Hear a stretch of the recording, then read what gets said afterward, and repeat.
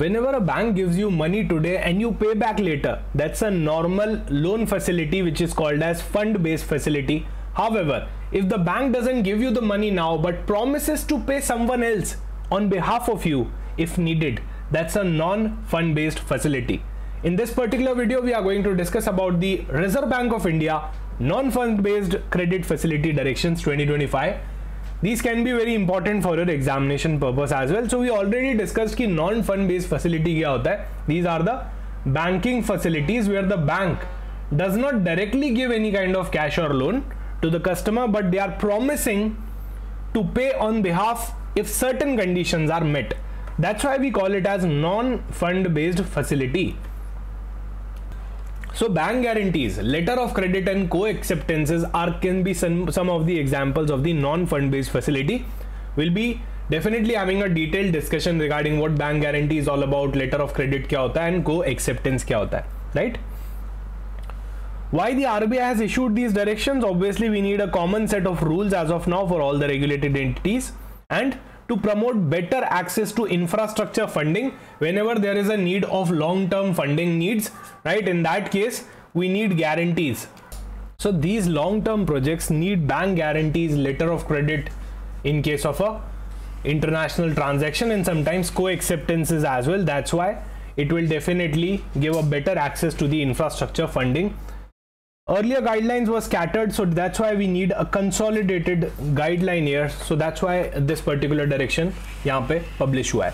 If we talk about the applicability, this particular direction is applicable to the commercial banks, including the regional rural banks and the local area banks. Primary urban cooperative banks, state and central cooperative banks are also included in the list. All India financial institutions, however, for the fourth pointer, NBFCs and HFCs, but they'll be only covered if they are at least middle layer and above. Okay, that too only for the partial credit enhancement. Now what do you mean by partial credit enhancement? Now, as the name says it all, we are enhancing the credit partially. Okay, so it improves the credit rating of the bond so that the corporate can borrow from the bond market on better terms. Let's suppose there is a corporate entity, they want to issue the bonds and raise money from the market, right?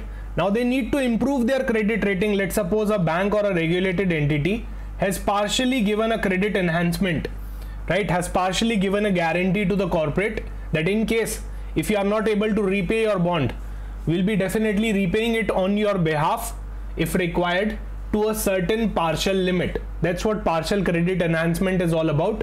When a bank or financial institution is backing a corporate entity like this, it will definitely give a good credit rating, right? Credit rating का क्या फर्क पड़ेगा, उससे बढ़ जाएगी credit rating थोड़ी. So here is that's what the meaning of partial credit enhancement is all about. However, you need to know that derivative exposures is in the non-applicability of this particular guideline, except the general conditions which are being there in the chapter 2. तो chapter 2 के अंदर जो कुछ conditions है वो apply करेंगी. Otherwise, all the rest of the derivative exposures are not covered in this particular chapter.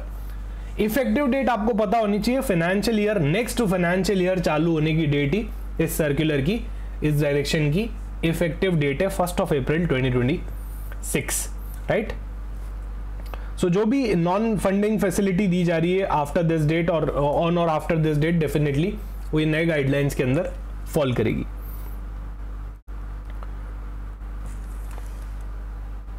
Now here we can see in the circular as well, partial credit enhancement is the subordinated facility provided in the form of irrevocable contingent line of credit. So यहाँ regulated entity क्या कर रहा है? Irrevocable contingent line of credit दे रहा है. It's a subordinated facility given to the corporate, which will be drawn in case of shortfall in case of in the cash flows. Let's suppose there are shortfall in the cash flows of the corporate entity. So they are not able to service their bond, right? So we will be, as regulated entities, we will be servicing their bond, but to a partial limit only, right? पूरा का पूरा हम service नहीं करने वाले, एक partial limit तक करने वाले हैं. And there are some self-explanatory definitions in these directions. One by one, let's quickly discuss it. The first one is beneficiary. Beneficiary मतलब जिसको ultimate benefit मिल रहा है, right? So beneficiary कौन हो जाएगा? जैसे say for example regulated entity ने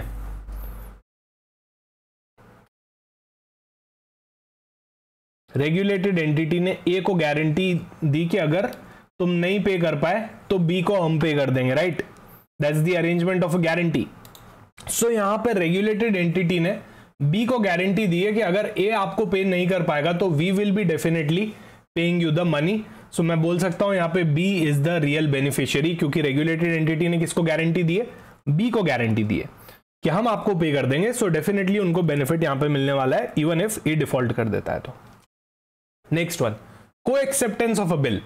ना आप लोगों में से कितने लोग बिल्स ऑफ एक्सचेंज समझते हैं? समझना बात को। एक डेटर है, एक क्रेडिटर है।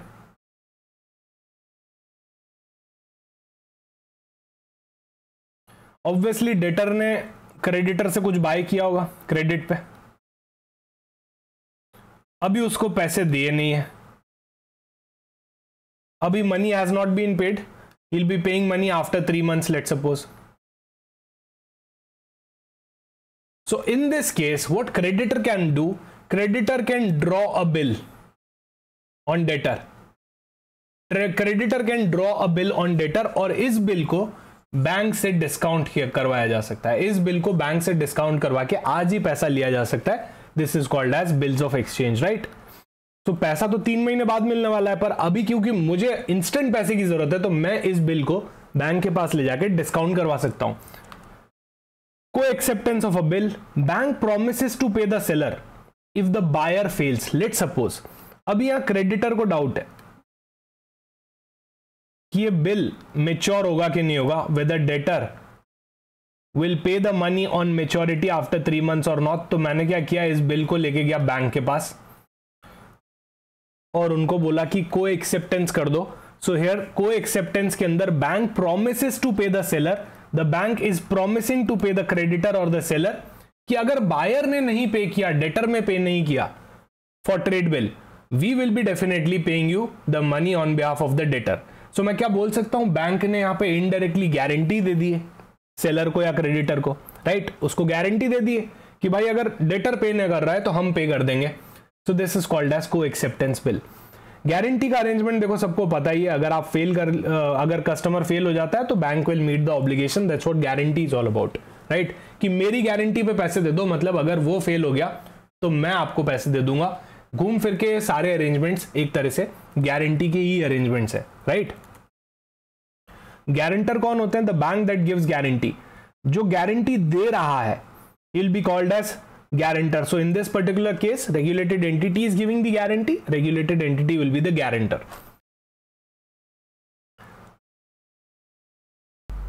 Next is the obligor, person whose obligation is being backed by the NFB facility. Let's suppose a regulated entity is giving a guarantee to Mr. B. B is the beneficiary on behalf of A.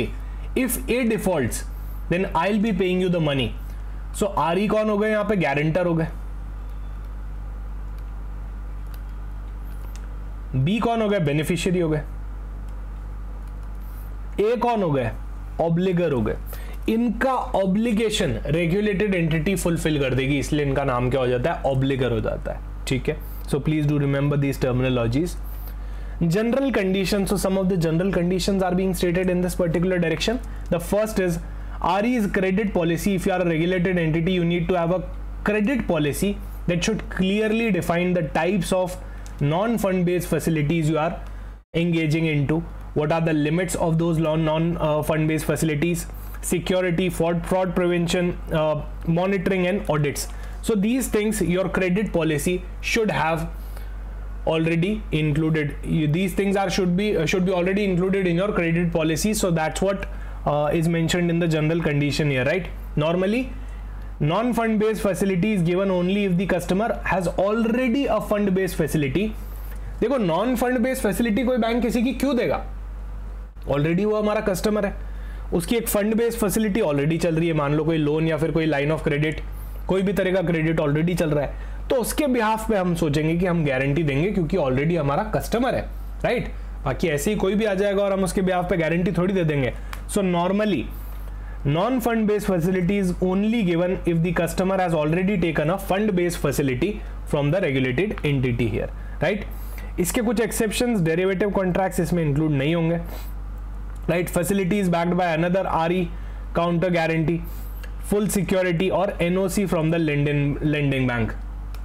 So here we can see that the bank is only giving the facility to those customers who are already having a fund based facility in the RE, but these are some of the clauses where this kind of restriction is not applicable. So अगर आप नहीं है आपके पास fund based facility regulated entity की, तो भी आप उनसे नॉन फंड बेस्ड फैसिलिटी ले सकते हो इन केसेस में. Here are the cases where we have clearly mentioned, जहां पे आपको नई facility non fund based facility मिल जाएगी, right, over and above even if you don't have the fund based facility. Now NFBs, non-fund based facilities, cannot assure the repayment of any deposit or bond unless the RBI specifically allows.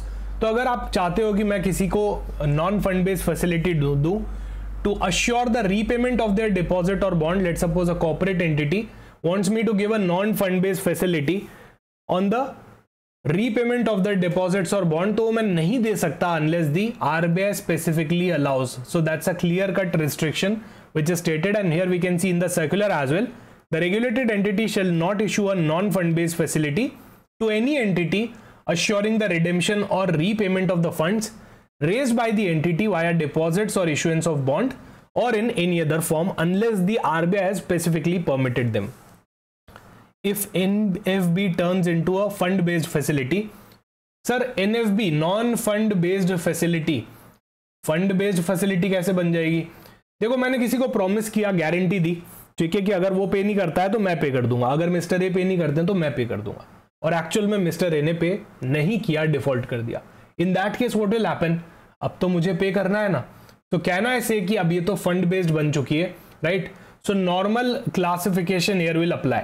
Normal classification here will apply if a NFB turns into a fund based facility. If the bank has to pay the money, the normal loan classification rules shall apply in this particular case. अब उसके बाद इस पूरे direction का सबसे important point जो मैं आपको बताना चाहूंगा, गारंटी वाला, ठीक है. Chapter 3, conditions applicable to guarantees and co acceptance. सबसे पहली बात, जो गारंटी है वो आपकी इररिवोकेबल होनी चाहिए. एक बार जो आपने कमिटमेंट कर दिया उसके बाद आप इसको रिवोक नहीं करोगे. इररिवोकेबल होनी चाहिए. आप रिवोक नहीं कर सकते कि गारंटी दे दी, थोड़े दिन बाद वापस ले ली कि नहीं रहने दो, मैं तो नहीं दे रहा गारंटी, ऐसा नहीं चलेगा. अनकंडीशनल होनी चाहिए, it should B unconditional. Third thing, ये आपकी गारंटी जो है इनकॉन्ट्रोवर्टेबल होनी चाहिए, मतलब एकदम क्लियर होनी चाहिए, डिस्प्यूटेड नहीं होनी चाहिए, it should be enforceable, right? So ये 3 चीजें आपकी गारंटी में होनी चाहिए जो आपको याद रखनी है, इंपॉर्टेंट है. Internal limits required specially for the unsecured guarantee. Now this will be very very important, ठीक है, ये बहुत इंपॉर्टेंट होने वाला है आपके इस पर्टिकुलर सर्कुलर में, तो इसको आपको अच्छे से करना है.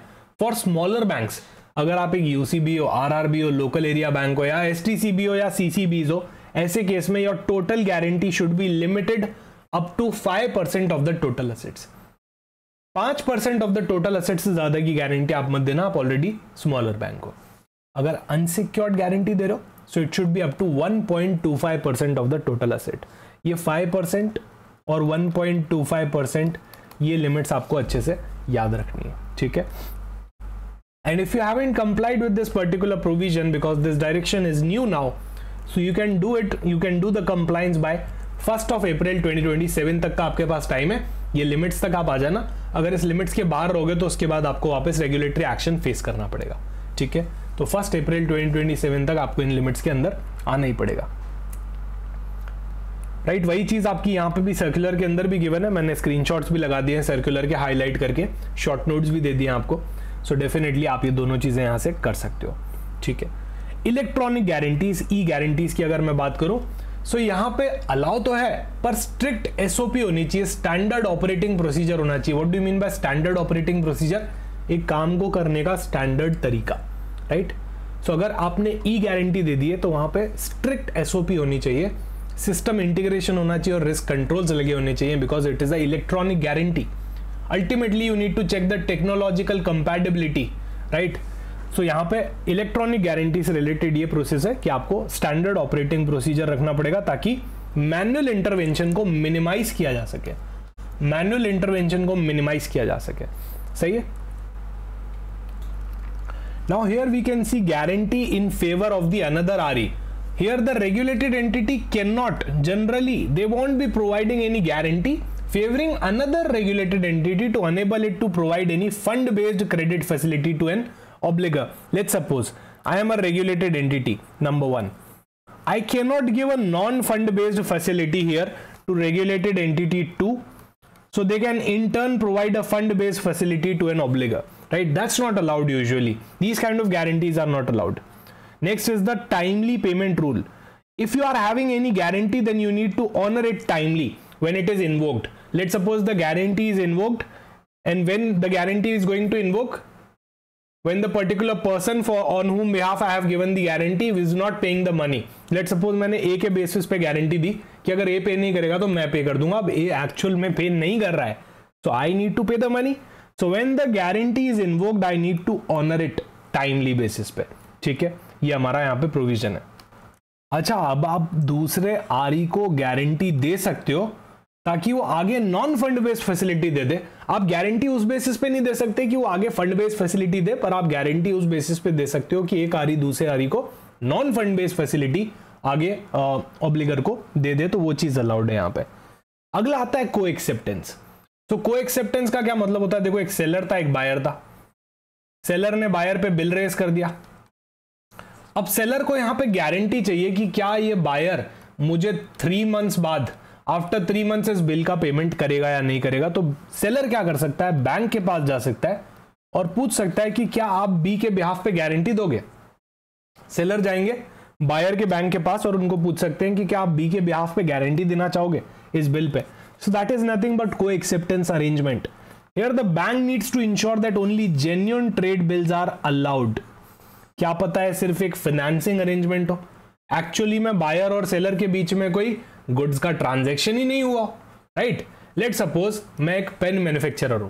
ठीक है, मैं एक पेन मैन्युफैक्चरर हूं, मुझे फाइनेंस की नीड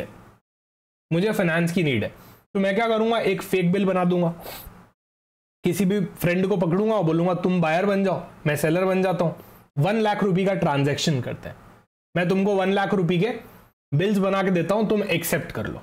तुम एक्सेप्ट कर लोगे तो मैं इस बिल के बेसिस पे बैंक के पास जाके पैसा उठा सकता हूं. आज ही बिल्स ऑफ एक्सचेंज बन गया, राइट. सो ये जेन्युइन ट्रेड बिल नहीं है, ये अकोमोडेटिव बिल है. सो ऐसे केसेस में अकोमोडेटिव बिल अलाउड नहीं होते हैं. Only genuine trade bills are allowed. And what do you mean by genuine trade bills? Actual में goods are received in the borrower stock record. तो एक्चुअल में अगर मैं पेन मैन्युफैक्चरर हूं तो मैंने 1 लाख रुपए के पेन बायर को सप्लाई किए होने चाहिए, स्टॉक रिकॉर्ड्स में वो चीज कंफर्म होनी चाहिए, राइट. एक्चुअल में बायर ने मुझसे कुछ खरीदा है, ये कोई फेक ट्रेड ट्रांजैक्शन मैंने नहीं बताया. Only genuine trade bills are accepted. You need to maintain the proper records as well for the audit purpose and cannot accept if the regulated entity has already funded the trade. अगर regulated entity ने already fund कर रखा है trade को, say for example buyer ने seller से pen bye किए, यहां पे बिल रेज कर दिया. अब ऑलरेडी रेगुलेटेड एंटिटी ने फंड कर रखा है इस बायर को, राइट. ऑलरेडी इस रेगुलेटेड एंटिटी ने कोई फंड बेस्ड फैसिलिटी दे रखी है इस बायर को, ऑलरेडी फंडेड है ये वाला ट्रांजैक्शन. इस सेम स्टॉक पे ऑलरेडी बायर ने लोन ले रखा है, लेट सपोज सीसी लिमिट ले ली. सो ऐसे केस में अब मैं वापस इस बिल के ऊपर गारंटी नहीं दूंगा, because in this particular case ये 2 बार गारंटी नहीं लग जाएगी. क्या आपको नहीं लगता? यहाँ पे मैंने एक तो सीसी लिमिट कर दी इसी स्टॉक के बेस पे, I have given a cash credit limit, plus अब मैं वापस ये बिल के ऊपर भी गारंटी दे रहा हूं. अरे एक ही स्टॉक पे एक तो फंड बेस्ड फैसिलिटी आप दे चुके हो, उसी पे ही क्या नॉन फंड बेस्ड फैसिलिटी भी दे दोगे? तो ये अरेंजमेंट अलाउड यहाँ पे नहीं है. दैट इज फॉर द को acceptance, right. That is for the को एक्सेप्टेंस. अच्छा, कुछ स्पेसिफिक गारंटी रिक्वायरमेंट्स हैं, जैसे guarantee and related business involving the overseas current or capital account transaction.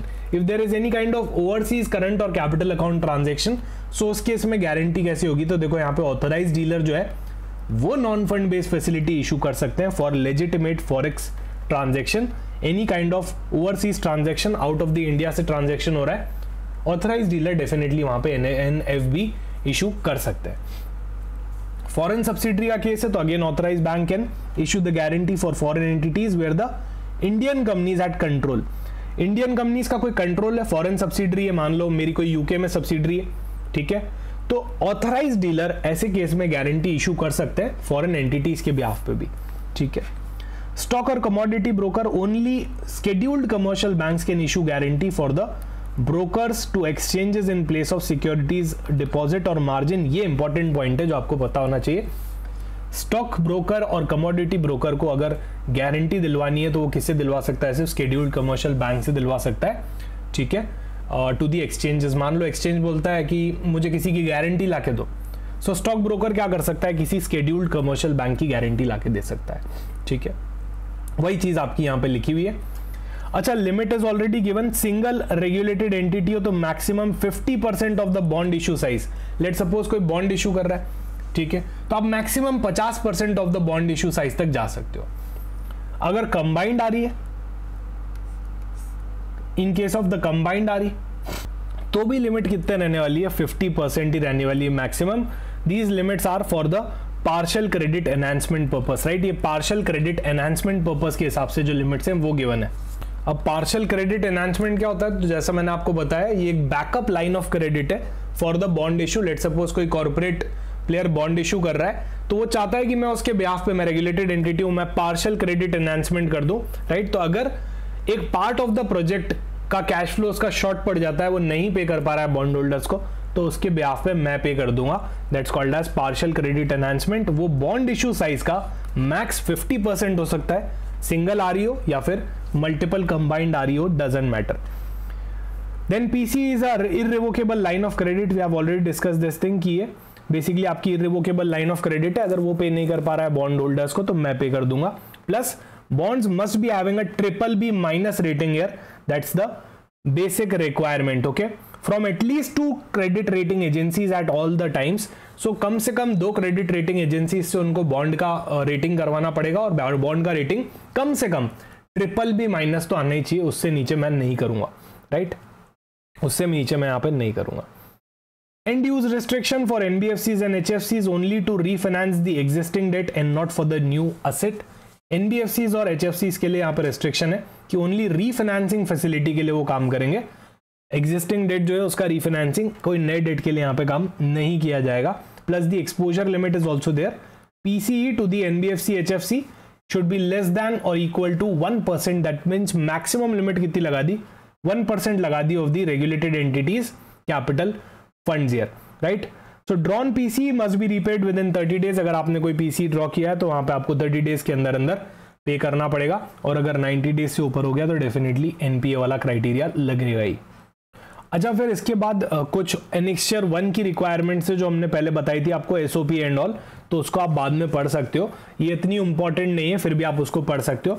अब फटाफट से इस MCQ का आंसर मुझे कमेंट सेक्शन में देना। This is the homework question for you guys, okay. So let me know the correct choice of this particular MCQ in the comment section, और मैं आपको एक क्विक रिविजन दे देता हूं यहाँ पे सबसे पहले, ठीक है। इस पर्टिकुलर सर्कुलर का थोड़ा सा कॉम्प्लेक्स गाइडलाइन है, आई कैन अंडरस्टैंड, क्योंकि आप पहली बार इस चीजें पढ़ रहे होगे। सो डेफिनेटली 2 तरीके की फैसिलिटीज होती है। सबसे पहली नॉन फंड बेस्ड और फंड बेस्ड। फंड बेस्ड मतलब किसी बैंक ने किसी को लोन दे दिया, fund based credit facility. Non fund based मतलब पैसे तो नहीं दिए पर गारंटी दे दी कि यार तुम पैसे किसी और से ले लो, पर अगर तुम वो पैसा नहीं दे पाए तो मैं बैठा हूं, मैं दे दूंगा। ये होती है नॉन फंड बेस्ड फैसिलिटी। इसके अंदर बैंक क्रेडिट आ गया, सॉरी बैंक गारंटी आ गया, लेटर ऑफ क्रेडिट आ गया और को एक्सेप्टेंस आ गया, ये चीजें आ गई, ठीक है। किस पे अप्लाई होगी? तो commercial banks, primary urban cooperative bank, state and central cooperative banks, AIFI, NBFCs पे भी हो जाएंगी अगर वो मिडिल लेयर या उससे ऊपर है, only for the partial credit enhancement purpose. कब से अप्लाई हो रहा है? 1 अप्रैल 2026 से अप्लाई हो रहा है, ठीक है। पार्शियल क्रेडिट एनहांसमेंट क्या होता है हम समझ चुके हैं। देखो, आपको आगे बॉन्ड इशू करना है, आप एक कॉर्पोरेट एंटिटी हो, आपको बॉन्ड इशू करना है, पर आपको उसकी रेटिंग भी बढ़ानी है, तो आप किसी रेगुलेटेड एंटिटी का सपोर्ट ले सकते हो, पार्शियल क्रेडिट एनहांसमेंट करवा सकते हो। तो अगर आप डिफॉल्ट किए बॉन्ड पे, आपके पास उतना अच्छा कैश फ्लो नहीं आ रहा है, कोई बात नहीं, रेगुलेटेड एंटिटी बैठी है उसको एनहांस करने के लिए, राइट। उसके बाद हमने डेफिनेशंस पढ़ी, हमने देखा क्रेडिट पॉलिसी होनी चाहिए कि क्या NFB फैसिलिटी का टाइप है, क्या लिमिट्स है, क्या सिक्योरिटी है, कितना फ्रॉड प्रिवेंशन हो रहा है, मॉनिटरिंग और उसकी audit, right. NFB non fund based facility उसको ही मिलेगा जो हमारा ऑलरेडी क्लाइंट है, जो जिसने हमारे पास फंड बेस्ड फैसिलिटी खुलवा रखी है। पर इन केसेस के अंदर नहीं भी खुलवा रखी होगी तो भी उसको ये बेनिफिट मिल जाएगा। उसके बाद जनरल कंडीशंस की हमने बात करी थी। अच्छा, NFBs can not assure the repayment of deposits और bond unless RBI specifically allow. जब तक RBI हमको स्पेसिफिकली अलाउ नहीं करेगा, हम रीपेमेंट ऑफ डिपॉजिट के केस में कोई भी NFB नहीं देंगे, राइट। फिर उसके बाद गारंटी जो होनी चाहिए, उनके अंदर ये 3 कंडीशन सेटिस्फाइड होनी चाहिए, रिवोकेबल वाली और अनकंडीशनल वाली, प्लस ये लिमिट्स आपको याद रखनी बहुत जरूरी है, ये इंपॉर्टेंट है। अगर आप एक छोटे बैंक को UCB हो, RRB हो, LAB हो और यहाँ पे STCB और CCB भी दे रखें, आप टोटल गारंटी जो है 5% से ज़्यादा नहीं दे सकते टोटल एसेट्स की, और अगर अनसिक्योर्ड गारंटी है तो 1.25% से आप ज़्यादा नहीं दे सकते। अगर आप ऑलरेडी ज़्यादा दे चुके हो कोई बात नहीं, आप कंप्लाई कर लेना 1 अप्रैल 2027 तक, ठीक है। ई गारंटी क्या है, तो उसके अंदर आपके पास SOPs होनी चाहिए, ठीक है। You should be having SOPs और एनेक्स्चर 1 के अंदर और भी रिक्वायरमेंट्स यहाँ पे गिवन है। कोई एक्सेप्टेंस की बात करें तो जेन्युइन ट्रेड बिल होना चाहिए, अकोमोडेटिव नहीं होना चाहिए। एक्चुअल में वो ट्रांजैक्शन हुआ हो, गुड्स डिलीवर हुए हो सप्लायर से बायर के पास, उसको बोलते हैं जेन्युइन ट्रेड ट्रांजैक्शन, ठीक है। उसके बाद हमने ओवरसीज ट्रांजैक्शन से रिलेटेड देखा था कि यहाँ पे ऑथराइज डीलर अलाउ कर सकता है, और फिर हमने पार्शियल क्रेडिट एनहांसमेंट की बात करी थी, राइट, और उसकी कुछ लिमिट्स की बात करी थी। Maximum limit is 50%। Now you need to let me know the correct choice of this particular question. You can read this question, options are in front of you, straight question है एकदम, ठीक है, definitely exam में आने लायक question है। So let me no in the comment section your thoughts and I will be posting the correct choice in the comment section only. Thank you so much. Bye bye. Take care.